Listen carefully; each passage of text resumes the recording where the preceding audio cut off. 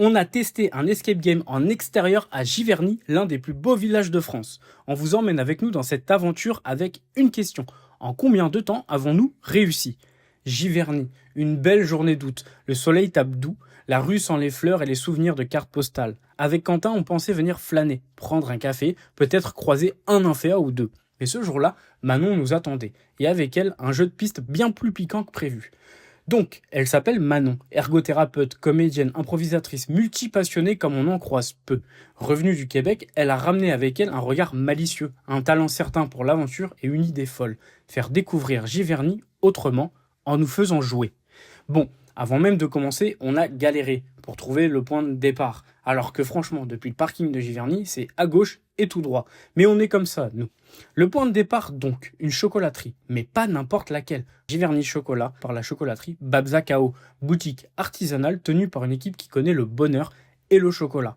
On entre et bam, accueil chaleureux, une ambiance douce comme une ganache et surtout une glace. Mon Dieu, cette glace. Rien que pour ça, on aurait pu rester. Mais l'appel de l'énigme était plus fort et c'est là que l'aventure a commencé. Bon, on va pas mentir, les premières minutes, c'était un peu la galère. On comprenait rien, on n'est pas les plus vifs de la vallée. Mais Manon est maline. Son jeu est pensé pour ça, pour qu'on tâtonne, qu'on râle un peu, qu'on doute, puis qu'on se prenne au jeu. Et là, Giverny s'est ouvert devant nous. Les maisons, les jardins, les ruelles oubliées. Claude Monet lui-même nous donnait l'impression d'être là, derrière les murs. On découvrait, on redécouvrait, on grimpait, marchait, réfléchissait. On s'est même presque disputé, comme dans les meilleures aventures. On a réussi 7 énigmes sur 8, mais on ne dira pas en combien de temps.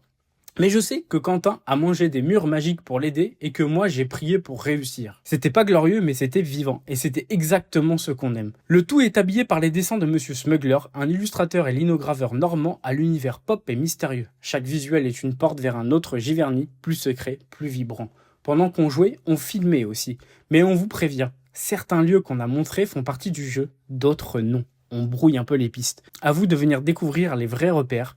En 1h30 ou pas, on n'a pas seulement joué, on a voyagé. Et au coin d'une rue, entre deux énigmes, on s'est dit que parfois, il suffit d'une idée brillante et d'un peu de chocolat pour retomber amoureux d'un endroit qu'on croyait déjà connaître.